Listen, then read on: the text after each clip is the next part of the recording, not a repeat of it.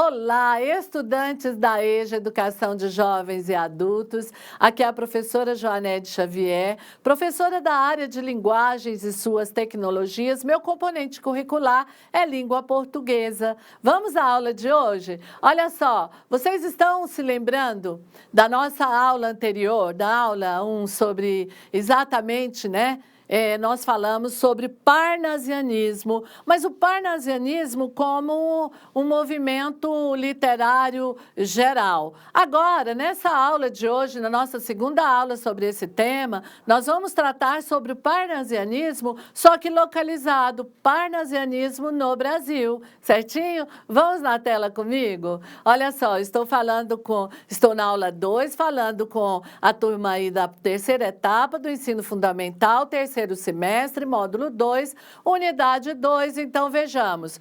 O parnasianismo no Brasil foi a partir da década de 1880. Abriu-se para a poesia científica, a socialista e a realista. As primeiras manifestações da reforma que acabou por se canalizar para o chamado parnasianismo. O movimento parnasianismo no Brasil, ele teve maior destaque do que nos países da Europa, sendo que no Brasil, o parnasianismo não seguiu todas as características do parnasianismo francês, por exemplo. A diferença foi que a subjetividade e o nacionalismo estavam presentes nos poemas de autores brasileiros. Já na estética parnasiana francesa, esses aspectos eram deixados de lado por questão da própria cultura parnasiana europeia. O auge do parnasianismo em terras brasileiras foi com Fanfarras de Teófilo Dias em 1882. Tríade parnasiana.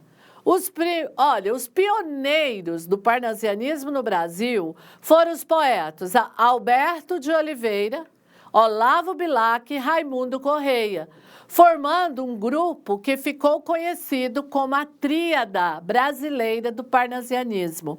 Escritores parnasianos brasileiros: Teófilo Dias, 1854 a 1889, o Teófilo Odorico Dias de Mesquita, sobrinho do poeta Gonçalves Dias, foi professor, jornalista, advogado e poeta brasileiro, patrono da cadeira 36 na Academia Brasileira de Letras. Em 1882, ele publicou Fanfarras, obra que marca o início do parnasianismo no Brasil. Outras obras que merecem destaque: Flores e Amores, Cantos Tropicais, Lira dos Verdes Anos e A Comédia dos Deuses.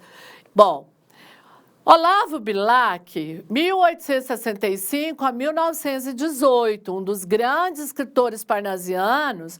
Olavo Bilac Martins dos Guimarães Bilac, Olavo Braz Martins dos Guimarães Bilac, conhecido como o príncipe dos poetas brasileiro. Ele foi jornalista, tradutor, poeta e um dos fundadores da Academia Brasileira de Letras. Sua obra é caracterizada pela linguagem clássica, com conteúdo históricos, patrióticos, emotivos, platônicos e sensuais. Vale lembrar que o hino à bandeira do Brasil foi escrito por Olavo Bilac. Suas principais obras são Poesias, em 1888, Crônicas e Novelas, 1894, Crítica e Fantasia, em 1904, Conferências Literárias, 1906, Dicionário de Rimas, em 1913, e Tratado de Versificação, 1910, e, por fim, Ironia e Piedade, 1916, e Tarde, 1919. E agora, um exemplo. Vamos lá contemplar aqui comigo um exemplo de um poeta parnasiano, para você encontrar essas características que nós vimos na aula anterior. Vamos na tela comigo. Língua portuguesa, exemplo da poesia de Olavo Bilac. Última flor do lácio, inculta e bela, és a um tempo esplendor e sepultura, ouro nativo que na ganga impura, a bruta mina entre os cascalhos vela. Amo-te assim, desconhecida e obscura, tuba de alto clangor, lira singela, que tens o tron e o silvo da procela, e o arrolo da saudade e da ternura. Amo o teu viço agreste e o teu aroma, de virgens selvas e de oceanos largos. Amo-te, ó rude e doloroso idioma, em que da voz materna ouvi meu filho, e em que Camões chorou no exílio amargo, o gênio sem ventura e o amor sem brilho. Olha, que lindo esse poema de Bilac.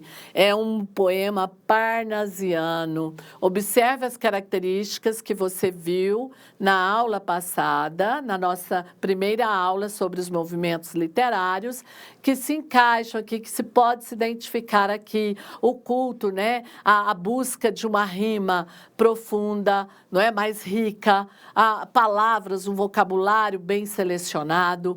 Amo-te, ó impura e bela. Ele está declarando amor por quem, hein?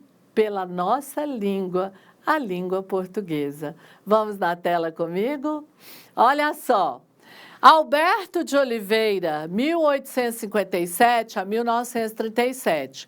Antônio Mariano de Oliveira, mais conhecido pelo pseudônimo de Alberto de Oliveira, foi um poeta, professor, farmacêutico e um dos fundadores da Academia Brasileira de Letras. Publicou sua primeira obra, Canções Românticas, em 1878. A despeito desse livro apresentar características românticas, Alberto de Oliveira foi um exímio poeta parnasiano cuja obra é caracterizada por temáticas e estruturas parnasianas, por exemplo, descrição minuciosa, composição de retratos, quadros e cenas.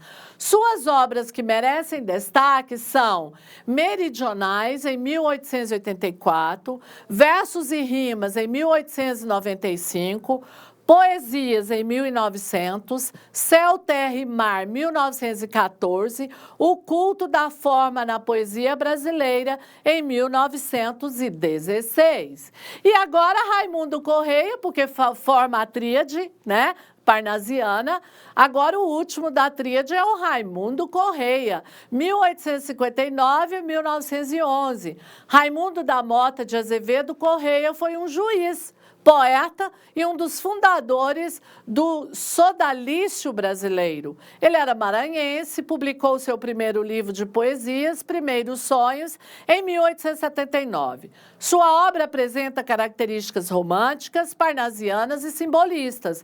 Dessa maneira, suas poesias possuem um caráter pessimista e subjetivo ao mesmo tempo, que apresentam grande preocupação métrica. Outras obras que merecem destaque são Sinfonias, 1883, Versos e Versões, 1887, Aleluias, em 1891 e Poesias, em 1898. Pois é, aqui nós completamos, então, a tríade, não é verdade? Do parnasiano aqui no Brasil, do parnasianismo aqui no Brasil.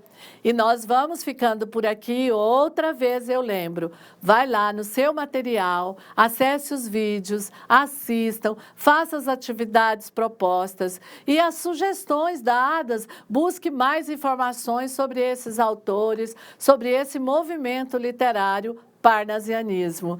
Vamos ficando por aqui e até a nossa próxima aula. Obrigada!